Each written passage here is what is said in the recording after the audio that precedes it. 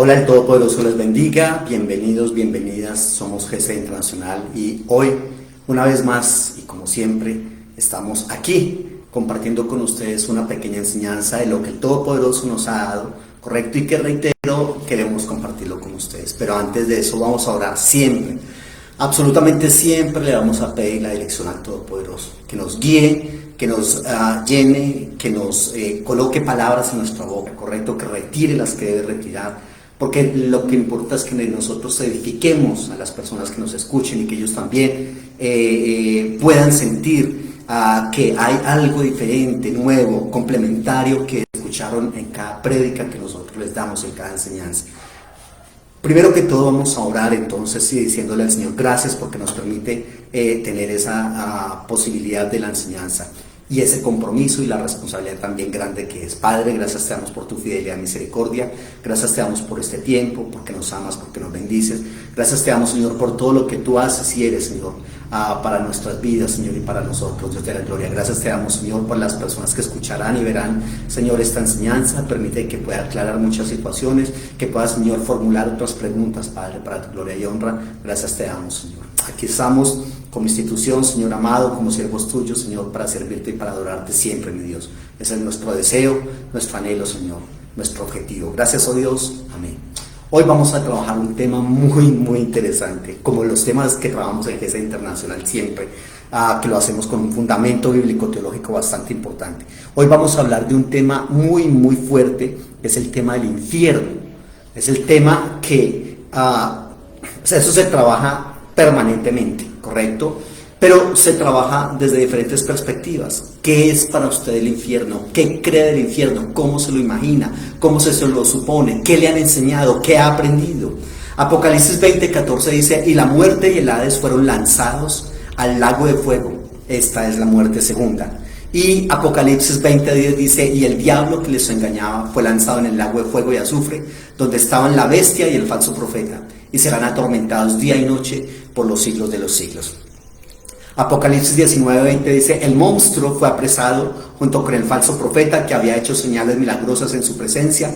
Por medio de esas señales el falso profeta había engañado a los que se dejaron poner la marca del monstruo y adoraron su imagen. Entonces el monstruo y el falso profeta fueron arrojados vivos al lago de fuego donde arde el azufre.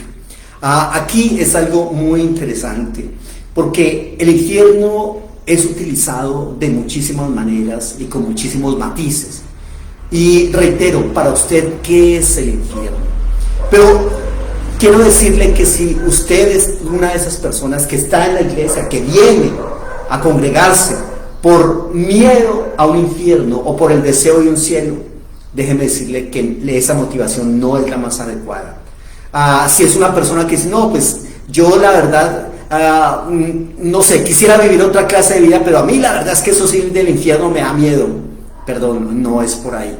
Yo recuerdo en una iglesia que pastoreaba anteriormente, alguna vez pregunté, un domingo en la mañana iba a enseñar del infierno también, y les dije a las personas: si ustedes creyeran, si ustedes se enteraran hoy de que no existe el infierno, ¿cuál sería su actitud? La chica que dirigía la alabanza en ese momento en la iglesia se me acercó, muy honestamente me dijo: pastor, ¿quieres saber una cosa? Si yo supiera que el infierno y el cielo existen, yo no volvería a la iglesia.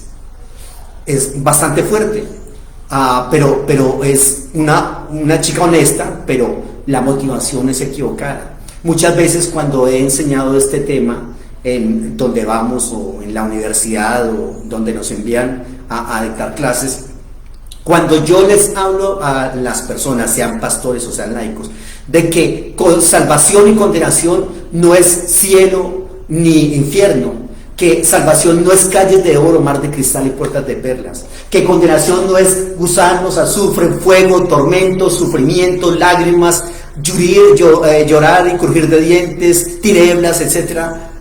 Eso no es salvación, eso no es condenación. Y muchas personas cuando me escuchan decir eso dicen: no, pero ¿cómo así? Claro que sí, es eso. Y yo les digo: no, salvación es presencia, acompañamiento de la divinidad del Todopoderoso en nosotros, en nuestras vidas, allí cerquita. ¿Y condenación qué es? Ausencia. Condenación es Dios no está contigo, Dios no está a tu lado, no puedes acceder a su presencia ni a sus beneficios, pero más que beneficios, a su presencia, a lo que Él es. Y hay muchas personas que cuando se les dice ese concepto de salvación y de condenación, dicen, no, tiene que haber algo más. Porque al parecer es como si salvación es presencia y acompañamiento de Dios y condenación es negación de la no existencia de Dios o no presencia de Dios en mi vida. Entonces, eso como que no es tan grave. Entonces, a la gente como que se le hace más grave la condenación cuando se trata de fuego, azufres, tormentos, hay una cantidad de sufrimientos allí. Pero bueno, hay un poema bastante interesante que quiero incluirlo en esta enseñanza. Se llama El soneto del crucificado, no sé si usted lo ha escuchado, y dice: no me mueve mi Dios para quererte el cielo que me tienes prometido, ni me mueve el infierno tan temido para dejar por eso de ofenderte. Tú me mueves, Señor, muéveme el verte clavado en una cruz y escarnecido, muéveme ver tu cuerpo tan herido y muéveme tus afrentas y tu muerte. Muéveme en fin tu amor, y en tal manera que aunque no hubiera cielo yo te amara, y aunque no hubiera infierno te temiera. No me tienes que dar porque te quiera, pues aunque lo que espero no esperara, lo mismo que te quiero te quisiera. ¿Qué tal? Espectacular. Ese es un soneto del crucificado, se llama.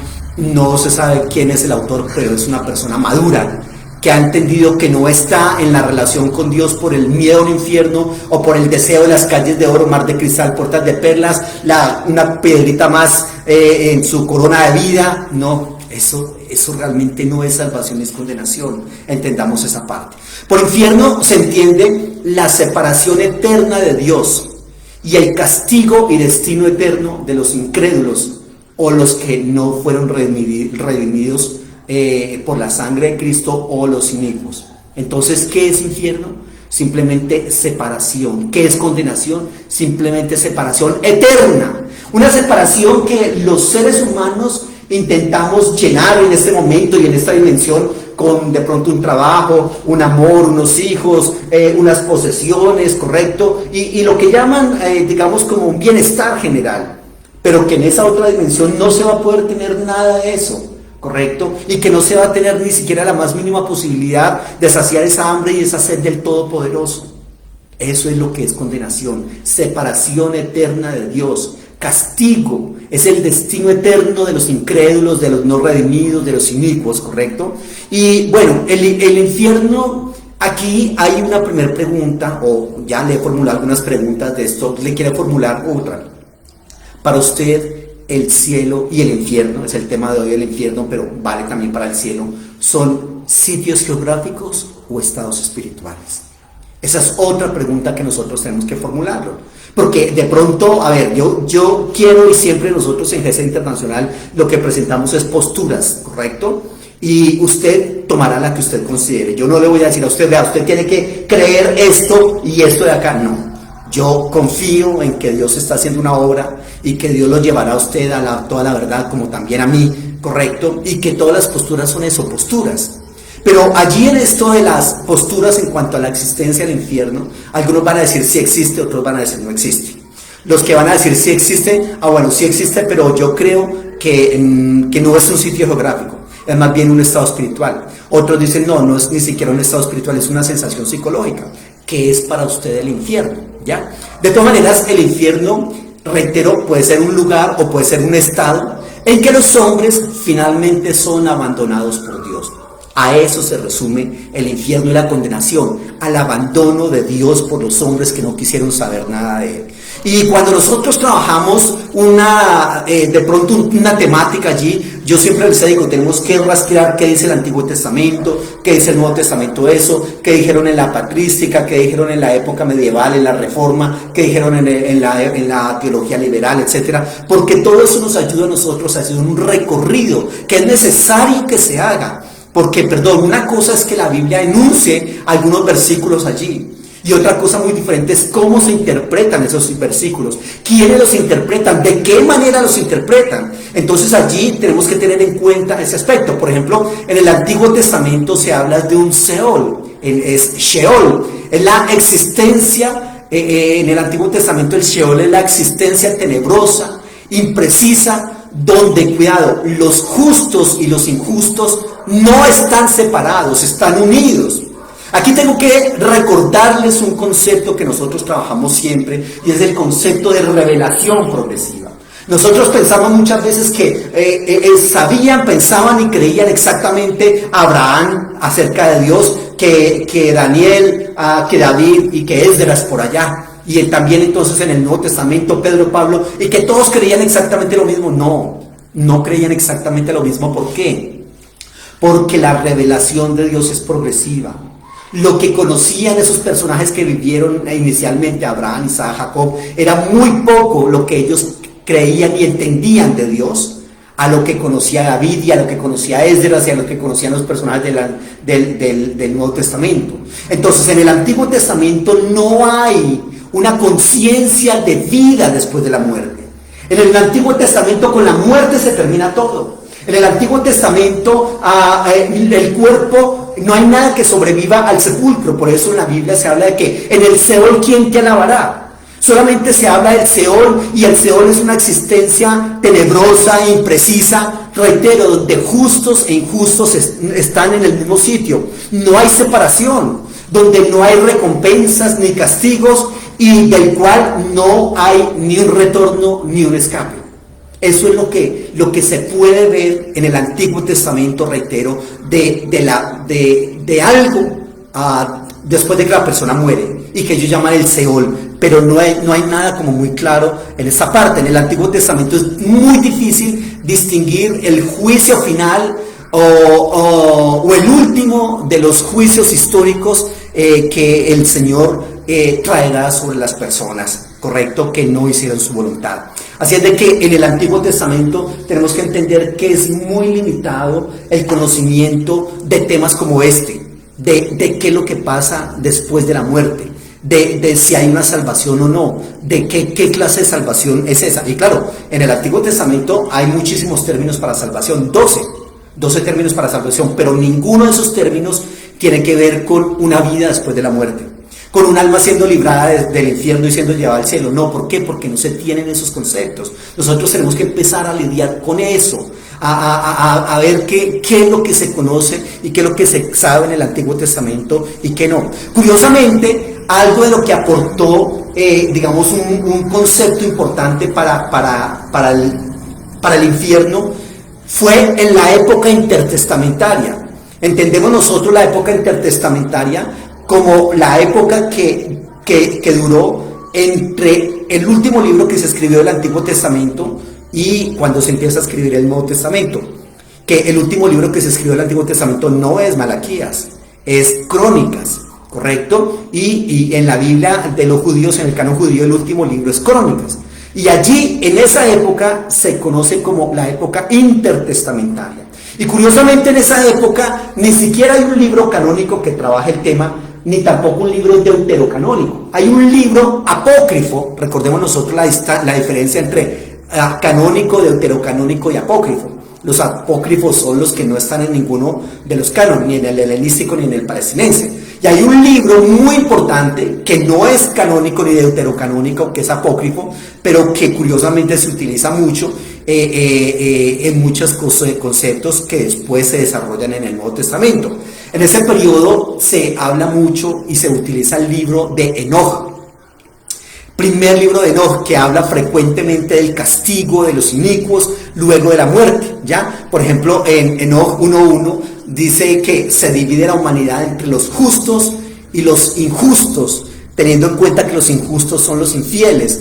En Enoch 5, del 4 al 9, se contrastan entonces esos destinos con términos como vivir para los que son salvos, perecer para los que son condenados, gozo para los salvos, execración para los condenados, perdón para los salvos, maldición para los condenados, ¿correcto? Y en el 21 del 7 al 10 de primero de Enoch dice que los ángeles caídos tendrán prisión eterna en medio de un fuego ardiente. También lo repite en el 27.2, ¿correcto? Y en el capítulo 18, versículos 8 al 13 y el capítulo 14, del 1 al 15, en el libro de Enoch habla de los vigilantes del juicio, que esos vigilantes estarán en el abismo de fuego para un cautiverio eterno. Ya, allí se refiere a los ángeles que no guardaron su dignidad, ¿correcto? Bueno, y en el capítulo 10, versículo 11 al 15, dice que también los acompañarán los gigantes, que eran los hijos, esos gigantes de Génesis 6, que nosotros leemos allí, de los hijos de Dios que tuvieron sexo con las hijas de los hombres y supuestamente a partir de esa unión surgieron los ángeles. Entonces en el libro de Enoc va a decir que esos ángeles también van a estar allá en el infierno. En el primero de Enoc 90, 20 y 27 dice que los pastores y las ovejas ciegos o apóstatas tendrán un destino parecido. Tristemente muchos, según este libro, muchos pastores y ovejas, es decir, que alguna vez profesaron su fe en el Señor, van a ser condenados. En el Enoc 54, del 1 al 5, dice que los reyes también van a ir al abismo de la completa condenación. Todos esos que están en eminencia. En el 98:4 al capítulo 100, versículo 9, habla también del infierno, diciendo que los gentiles idólatras y los judíos perversos afrontarán también un castigo, y que ese castigo consiste en llamas. Entonces eso nos lo cuenta el libro de Enoc, que es una literatura intertestamentaria. Ya en el Nuevo Testamento se tienen varios conceptos o varios lugares, si se puede decir de esa manera, o estados, correcto, para hablar o que se refieren o que tienen relación con el infierno. Por ejemplo, uno es el Gehenna. Gehenna es la forma griega de una expresión aramea que es Gihinón. Gihinón es, reitero, una expresión aramea que traducida al griego es Gehenna, y que significaba Gihinón, valle de Hinón. Valle de Hinón. El valle era al sur de Jerusalén, donde los padres ofrecían como sacrificio a sus hijos, a los dioses que aceptaban y exigían sacrificios de su niño. Recuerde que la Biblia habla de hacer pasar los niños por el fuego. Era allí, en ese valle, donde los presentaban.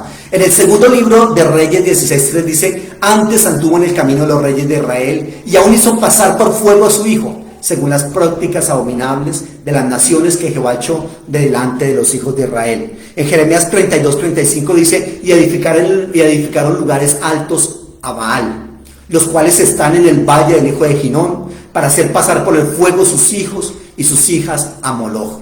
Allí es bastante fuerte. Entonces hay algunos anuncios sobre ese valle, tal como lo hemos leído, y curiosamente en ese lugar también se quemaba la basura de Jerusalén, allá en el valle de Hinón, que después se tradujo como Gehenna. Y entonces ese valle era un botadero de basura, ¿correcto?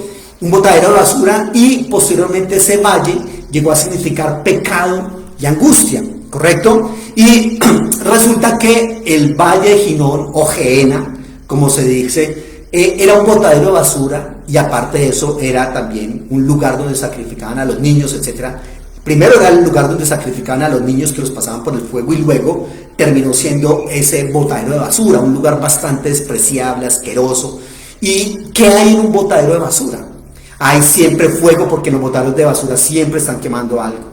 Hay animales muertos, y por lo tanto hay una cantidad de gusanos, hay lixiviados, que es esa agua que botan la basura, y por lo tanto todo eso hace que haya digamos, una descripción bastante fuerte, que el hagiógrafo, es decir, el escritor sagrado, toma ese Gehenna, ese valle de Hinón, para representar o para señalar sus características y decir que así será ese infierno escatológico. Fuego, gusanos, correcto, que nunca mueren, porque nunca mueren los gusanos en un botadero de basura. Fuego que nunca se apaga, correcto, y una cantidad de tormentos allí. Y entonces, reitero, utiliza ese concepto del valle de Gehenna para referirse al infierno escatológico como un lugar de castigo final. En la Biblia, en el Nuevo Testamento, hay 12 referencias al Gehenna, porque son referencias que se usan metafóricamente en referencia, reitero, del lugar de un juicio ardiente, escatológico, final. Y todas esas referencias aparecen en los sinópticos con dichos de Jesús. Por ejemplo, en Mateo 5:22 dice que el que llame fatuo a su hermano estará expuesto al Gehenna. En Mateo 5:27 al 30 dice que quien persiste en adulterar con sus ojos y en su corazón con un hombre o una mujer, entonces será una persona candidata al Gehenna de fuego. En Marcos 9:42 al 47 y Mateo 18:9 dice que quien haga tropezar a uno de esos pequeños que creen en él, también será una persona candidata al Gehenna de fuego. En Mateo 23:15 al 33, los escribas, los fariseos, los que los siguen a ellos, sus discípulos,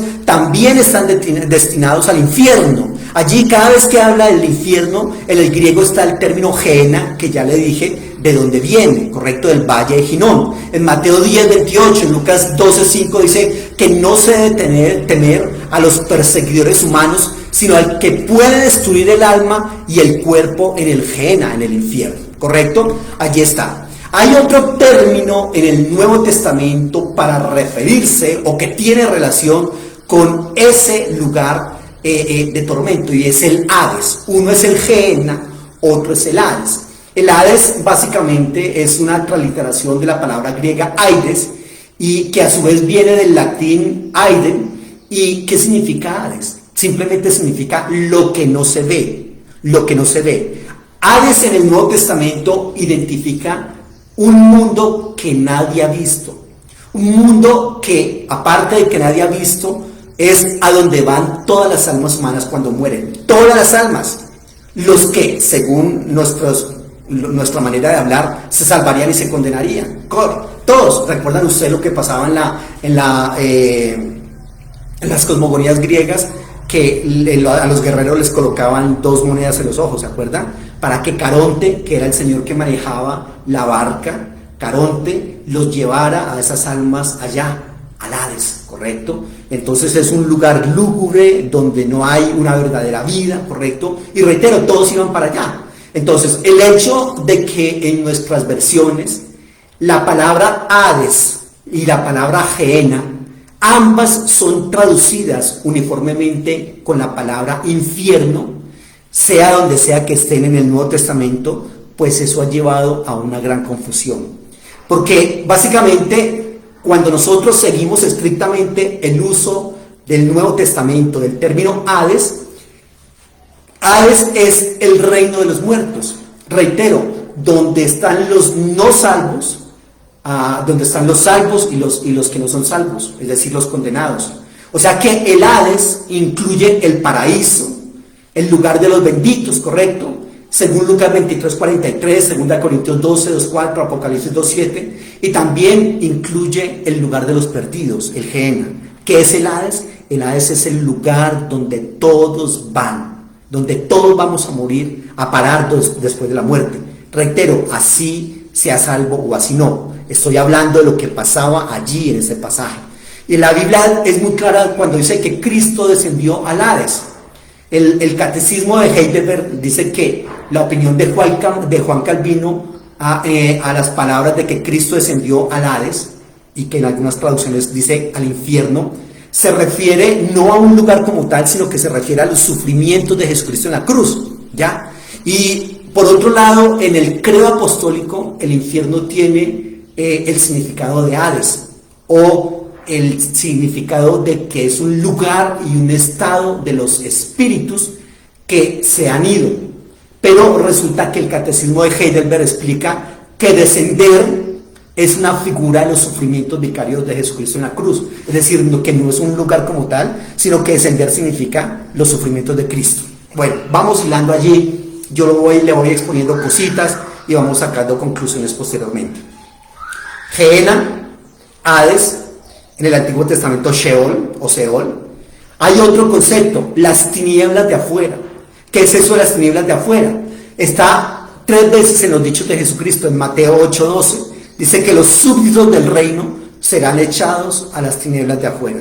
En Mateo 22:11 al 13 dice que en la parábola del banquete de bodas, el hombre que no llevaba la ropa adecuada para estar en esa fiesta fue echado a las tinieblas de afuera. Y en Mateo 25:30, en la parábola de los talentos, pasa lo mismo con el siervo que no quiso hacer la voluntad de su amo, correcto, el siervo inútil, está en las tinieblas de afuera. Bueno, otro nombre que se le da allí, o otro concepto relacionado, es el concepto de el lago de fuego. El lago de fuego, Sheol, Gehenna, Hades, tinieblas de afuera, lago de fuego. Ese concepto del lago de fuego aparece 5 veces: Apocalipsis 20:10, 20:14, 20:15, 21:8. El lago de fuego es una referencia en esos versículos al castigo eterno. En el 20:10 y 21:8 se habla del lago de fuego y azufre, se le adiciona ahí el concepto de azufre. Y los que serán echados al lago de fuego son el diablo, la bestia, el falso profeta, según Apocalipsis 20:10. Y también la muerte y el Hades en el 20:14. ¿Ya? En el 20:15 dice que el que no fue hallado inscrito en el libro de la vida fue también enviado al lago de fuego. Y en el 21:8 dice: los cobardes, los incrédulos, los abominables y homicidas, los fornicarios y hechiceros, los idólatras, todos los mentirosos. En el 20:14 y en el 21:8 dice que el lago de fuego es sinónimo de la segunda muerte. Bueno, hay otro concepto entonces allí según lo que nosotros vemos: el fuego eterno y el castigo eterno. En Mateo 25:41, en el juicio de las ovejas y los cabritos, recordarán ustedes, los cabritos aparecen como saliendo al fuego eterno, que está preparado para el diablo, para sus ángeles, y yendo también al castigo eterno, según dice Mateo 25:46. Ahora también hay otro concepto: tártaro. El tártaro y tinieblas. ¿Qué es eso? Eso está en 2 de Pedro 2:4, que los ángeles pecadores han sido enviados al tártaro, el infierno, o también el averno, con sus prisiones de oscuridad hasta el día del juicio. Y en Judas capítulo 6 dice que Dios los está guardando en cadenas o prisiones eternas en oscuridad o bajo tinieblas. Entonces también allí hay otro concepto de tártaro y tinieblas. Entonces, claramente el relato de Lucas enseña algunos hechos importantes tocante a la muerte, al infierno. Por ejemplo, en el libro de Lucas, o a partir de esa parábola, podemos inferir varias cosas. Primero, que hay una existencia consciente de los seres humanos después de la muerte. Segundo, que el infierno es un lugar de tormento. Tercero, que no hay una segunda oportunidad después de la muerte. Cuarto, que los muertos no pueden comunicarse con los seres vivientes, ¿correcto? Pero enseña que hay 2 compartimientos en el Hades. La verdad es que no. Ciertamente, porque no se dice que el seno de Abraham estuviera en el Hades, sino que estaba a lo lejos del mismo, ¿ya? Es decir, no hay, reitero, como dos compartimentos allá, es un solo compartimento. Se debe entonces interpretar el fuego en el lago de fuego como algo literal o como algo figurado. Se debe relacionar el fuego con las tinieblas de afuera. Son algunos conceptos que nosotros tenemos que trabajar allí y que usted tiene que ir dilucidando. ¿Es proporcional el castigo a la culpa? Es decir, las personas que son condenadas y lanzadas al infierno, supuestamente, entonces es proporcional ese castigo a la culpa que ellos tuvieron, a que vivieron 20, 30, 40 años aquí en la tierra y toda una eternidad allá. Son preguntas para hacernos.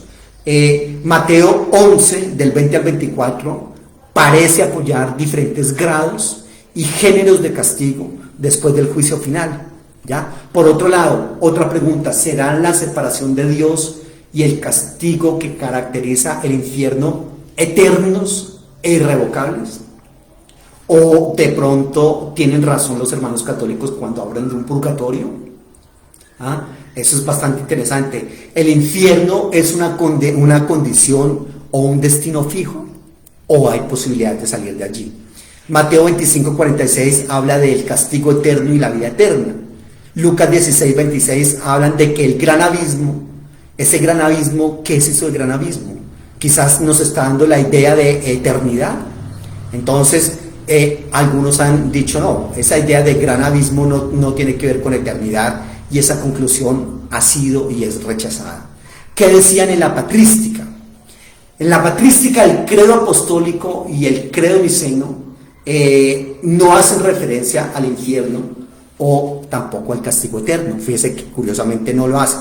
Pero hay 84 autores de la patrística que hicieron referencias a la creencia en el castigo eterno.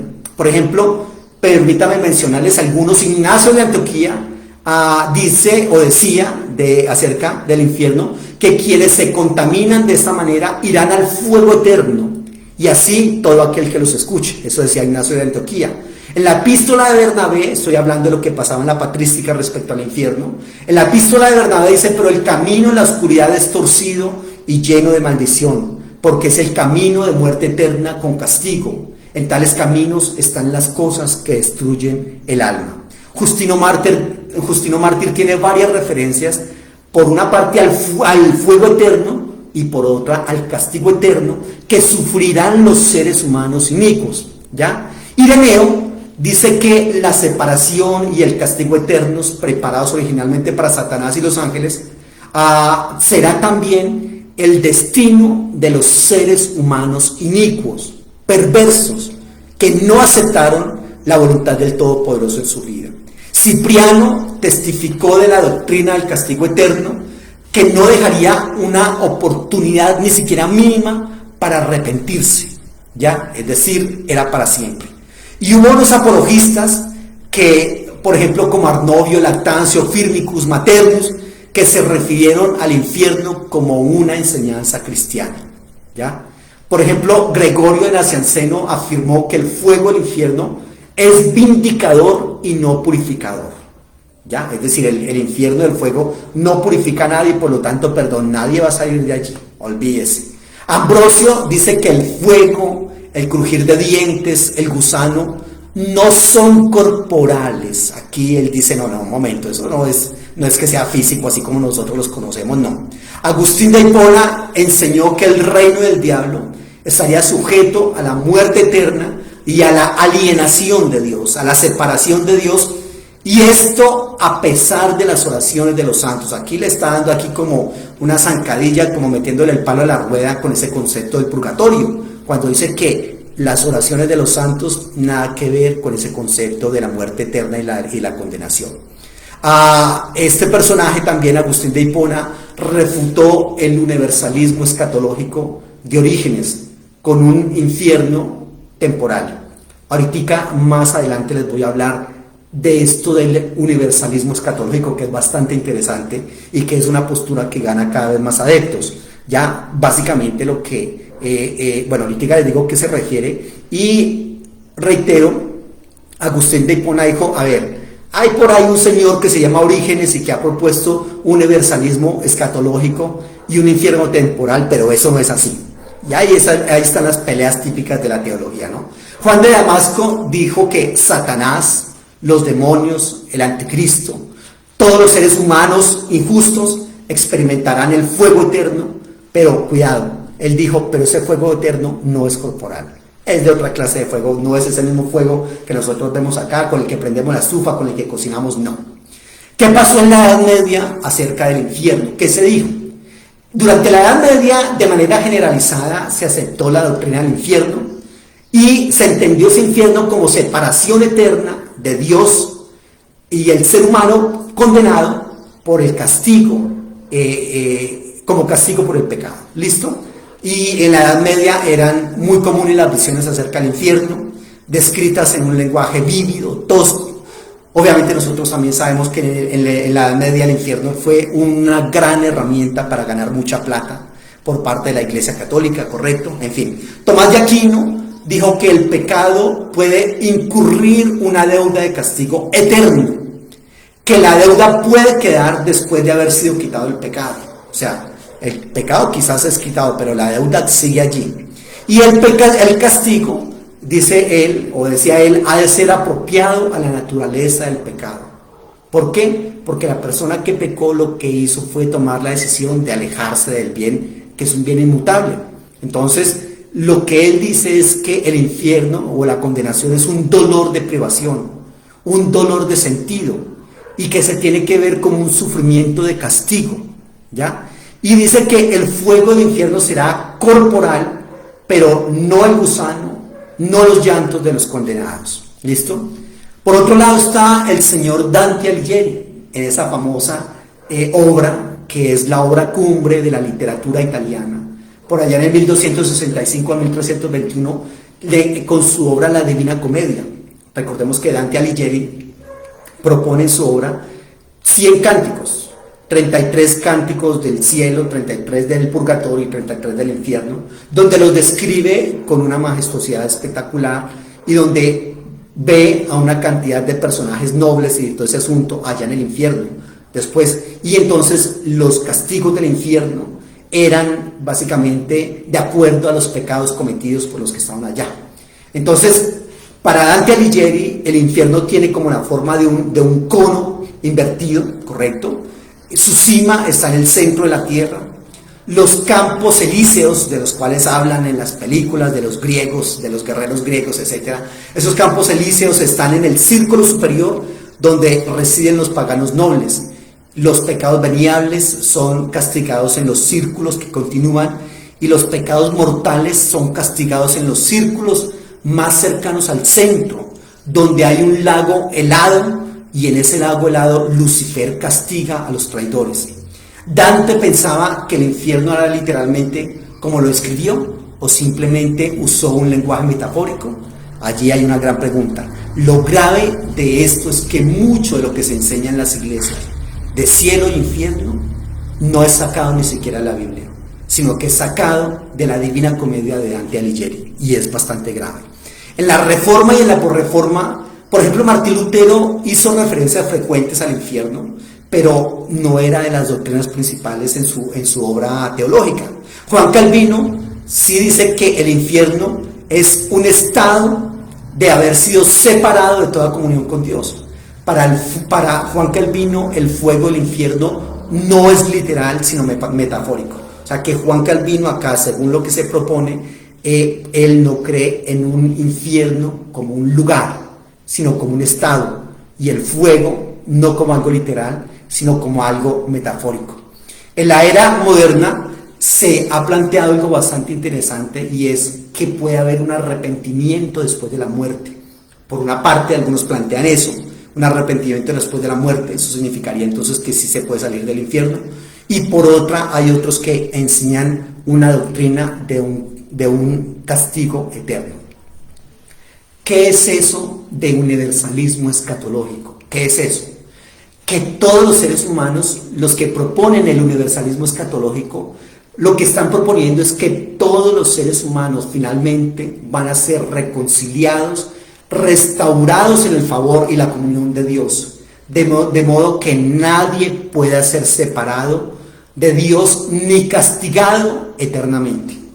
Incluso el universalismo escatológico dice que incluso Satanás, los espíritus malignos y toda la creación animal van a compartir la restauración. Allí está. Y ellos obviamente toman muchos textos, cerca de más o menos de 20 textos del Nuevo Testamento, son citados como evidencia en favor del universalismo escatológico. Algunos de ellos vienen de las parábolas. Por ejemplo, Lucas 15:4, ¿acaso el Señor no dejará las 99 en el desierto y va a ir tras la que se ha perdido hasta que la haya? O por ejemplo, su Señor enojado le entregó a los verdugos hasta que le pagaran lo que debían, en Mateo 18:34. Ese texto también es utilizado por nuestros hermanos católicos para hablar del purgatorio, ¿correcto? Otros pasajes hablan, por ejemplo, de todos los hombres. Atraeré a todos los hombres hacia mí mismo, Juan 12:32. O para tener misericordia de todos, como dice Romanos 11:32. Y la gracia que se ha manifestado a todos los hombres, según dice Tito 2:11. O también en 1 Timoteo 2:4, que dice, quien quiere que todos los hombres sean salvos. O en 1 Timoteo 4:10, que habla de Salvador de todos los hombres. O también el texto de 2 de Pedro 3:9, cuando dice que no quiere que nadie se pierda, sino que todos procedan al arrepentimiento. Esos textos han sido utilizados por los que proponen el universalismo escatológico para decir, finalmente, nadie va a ser condenado. ¿Ya? Entonces, bastante interesante allí. Hay otra cantidad de textos allí. ¿Quiénes son los principales representantes de este universalismo escatológico? Por ejemplo, un señor que se llama Orígenes, que ya se los había citado. Orígenes dice que basado en el libre albedrío de todas las personas por una parte y la bondad de Dios por otra parte, incluso Satanás, los demonios también van a ser restaurados. Gregorio Niceno dijo que eso del universalismo escatológico es correcto porque esa es la victoria final y completa del bien sobre el mal. Es decir, si una persona es condenada, ahí que bien va a triunfar, ahí triunfó el mal sobre esa persona, ¿correcto? Entonces, para que triunfe el bien, esa persona tiene que ser salva. Por ejemplo, Juan Escoto, Erígena, dice que también es un proponente del universalismo escatológico. En la Reforma también hubo varios defensores de este universalismo escatológico y curiosamente, ¿sabe quién más fue el defensor de este universalismo escatológico? Es decir, que todos los hombres finalmente van a ser salvos. Dos grandes de la teología del siglo XX. Karl Barth fue uno. Sabía que Karl Barth creía en un universalismo escatológico, es decir, todos los seres humanos finalmente van a ser salvos. Y también otro grande de la teología, Paul Tillich. Paul Tillich también creía eso. Y reitero, ellos tienen unos argumentos y unos versículos importantes a favor de ese universalismo escatológico.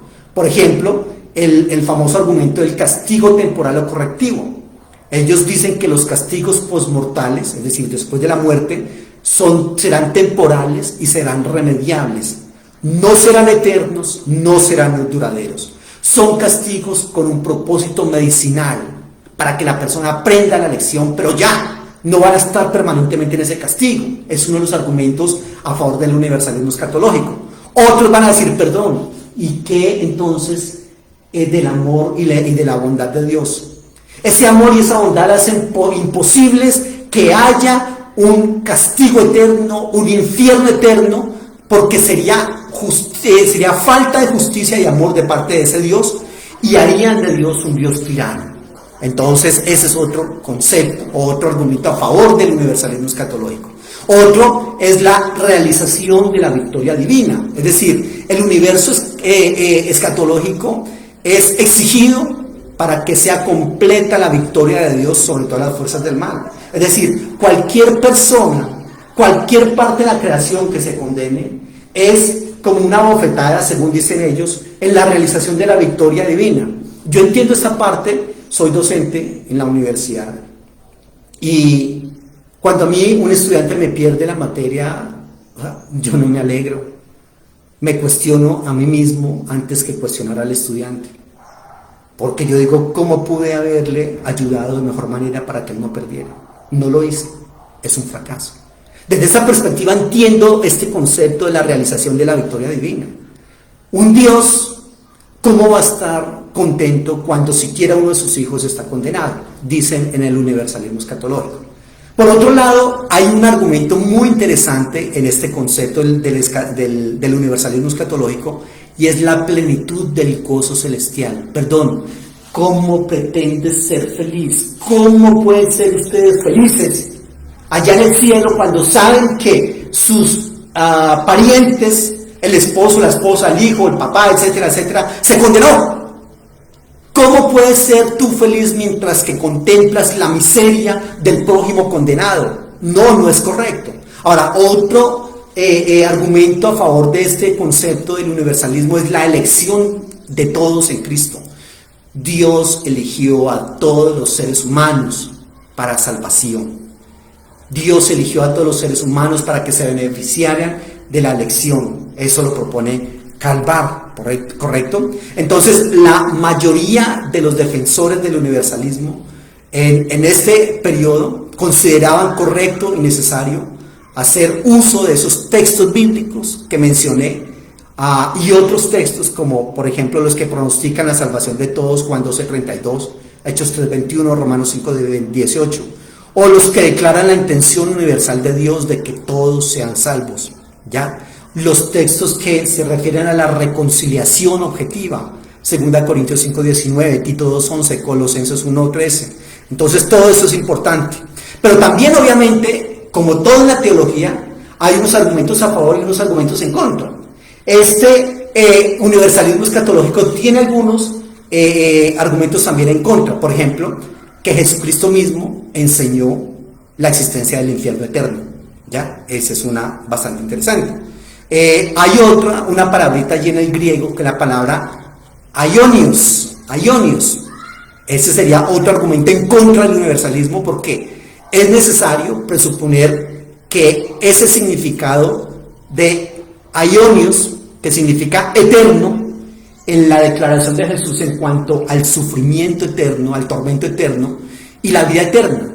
Perdón, si la vida eterna es eterna, el sufrimiento o el tormento también es eterno. Mateo 25:46. ¿Ya? Entonces ahí hay que tener en cuenta esta perspectiva. Otro argumento en contra del universalismo escatológico es, Dios nos dio a todos los seres humanos una libertad de decisión. Somos libres entonces de decidir si persistimos en incredulidad o en pecado o en alienación de Dios. Porque el Señor no coacciona a nadie para que crea. El Señor siempre en la Biblia tiene un argumento que es el argumento disuasivo o persuasivo, pero jamás coaccionador. El Señor no va a obligar a nadie a que se arrepienta si esa persona quiere permanecer en pecado, o a que vaya a la salvación si quiere permanecer en incredulidad y en condenación. De tal manera que lo que se plantea aquí es que un ser humano es libre de decidir si va al infierno o si va a ir al cielo, con sus decisiones. Y hay otro punto de vista alternativo al infierno eterno de fuego y azufre como un sitio geográfico, y es una cosa que se llama el aniquilacionismo, o también se llama la inmortalidad condicional, o también se conoce como el condicionalismo. ¿Qué propone eso? El condicionalismo o la inmortalidad condicional se define como el castigo eterno, como la completa extinción, el olvido para siempre. Es decir, lo que propone este concepto es que, infierno como tal no existe. Lo que la Biblia quiere decir cuando habla de condenación eterna y todo ese asunto es la extinción completa del ser humano. La extinción completa. Entonces, para este aspecto del condicionalismo o aniquilacionismo, básicamente lo que se refiere es cuando una persona es salva, está en una vida eterna, ¿correcto? Allá con el Todopoderoso. Pero cuando una persona se condena, no es que haya realmente un infierno, sino que esa persona deja de existir total y absoluta y completamente. No existe, porque las personas en el infierno finalmente existen en condiciones bastante fuertes, pero existen. Pero el aniquilacionismo dice no existe. Y tienen unos argumentos bíblicos, por ejemplo, el concepto de perdición en el griego es destrucción eterna. En pasajes como 2 Tesalonicenses 1:9, básicamente es, reitero, una extinción eterna, extinción total. Y dicen que es una palabra mayormente cualitativa, es decir, el fuego eterno significa un fuego que no comienza ni termina con la presente, que no nos da indicación alguna de cuándo les ocurre a los lanzados, a los que son lanzados en él, ¿correcto? Pero entonces, definitivamente de lo que se refiere es que la persona no es que exista allá en tormentos, castigos, fuego, azufre, tormentos, etcétera, sino que simplemente no existe, no está, es destruida totalmente, ¿ya? Entonces allí eso es lo que se propone en esta parte. Hay algunos argumentos, reitero, a favor del aniquilacionismo, como los que le mencioné, y otros, por ejemplo, como que las almas humanas no son inmortales por naturaleza. Solo Dios es inmortal por naturaleza. Nosotros ¿qué inmortales vamos a ser? Es Dios el que es inmortal. Bueno, y entonces ¿qué pasa con los que son salvos? En el momento de la resurrección, Dios les da el don de la inmortalidad. Y a los que son condenados no les da el don de la inmortalidad, y por lo tanto, reitero, no es que estén condenados en un lugar de tormento y azufre, sino que simplemente no existe. En el Nuevo Testamento dicen ellos, términos como muerte, perecer, destrucción, no necesariamente significan castigo consciente y eterno, sino que significan exclusión de la vida en el sentido de la existencia, ¿correcto? La inmortalidad, reitero, es un Dios, es un don de Dios para los aniquilacionistas, ¿correcto? Y ese don de la inmortalidad solamente se lo da Dios a los creyentes, a los que se salvan en el momento de la resurrección escatológica. Ahí Dios les da el don de la inmortalidad, ¿ya? Términos como vida, inmortalidad, vida eterna significan existencia, ¿ya? Entonces, los aniquilacionistas dicen, perdón, es que en el Nuevo Testamento hay más textos favorables de esa postura que del castigo eterno. Entonces la aniquilación puede inferirse del uso del Hades y Gehenna por parte de Jesucristo. Ellos dicen es que en esas veces que Jesucristo lo menciona, el fuego y la segunda muerte significan extinción. El castigo eterno haría de un Dios un monstruo. No sería compatible el carácter vengativo y castigador eterno de Dios con el Dios de amor, de misericordia y de bondad. Y este concepto del aniquilanismo también tiene algunos argumentos en contra, ¿ya? Por ejemplo, la palabra eterna en Mateo 25:46 quiere decir una duración sin límite, aunque también puede tener un significado cualitativo. Otro argumento en contra del aniquilanismo es que la enseñanza de Jesucristo en cuanto al fuego que nunca se apaga y al gusano que no muere, de Marcos 9:4, apunta de manera clara al castigo eterno, ¿correcto? Y que la destrucción en el Nuevo Testamento implica la ausencia de una vida en relación con Dios, no la extinción. Entonces aquellos que están en contra del aniquilacionismo dicen, no, perdón, es que destrucción no es ausencia, no es extinción, porque en Dios y en la Biblia no existe la palabra extinción, dicen ellos. Simplemente es una ausencia de vida en relación con Dios, es decir, una relación y una cercanía con Dios. Y también dicen, en contra del aniquilacionismo, que el Nuevo Testamento pinta el infierno en función del dolor, desesperación, soledad, ¿correcto? Porque así el ser humano que es condenado tiene que ser consciente de aquello que perdió, de aquello que rechazó, ¿ya?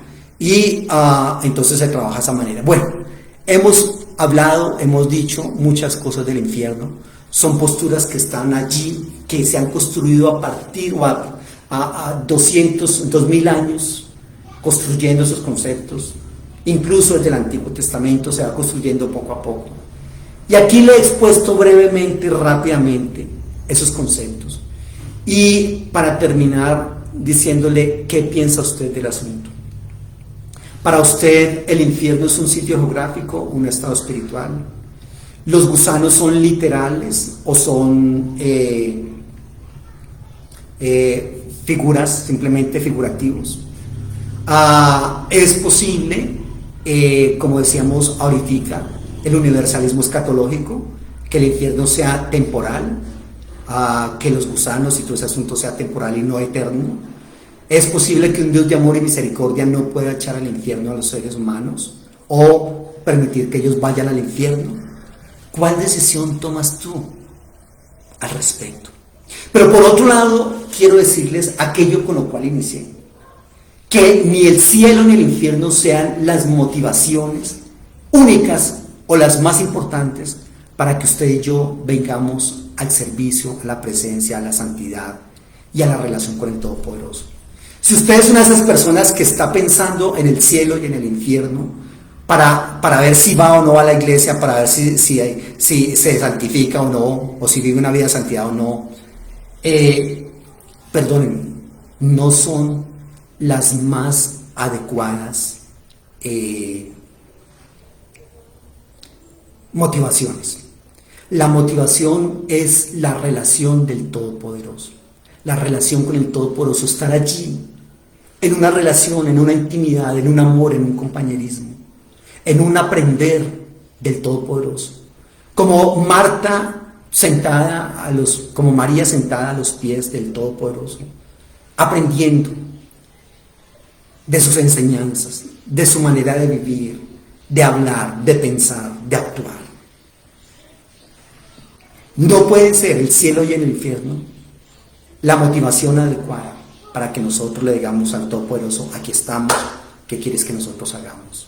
Eso de ninguna manera puede ser posible. Recordemos, cielo o salvación, compañía de Dios en nuestras vidas.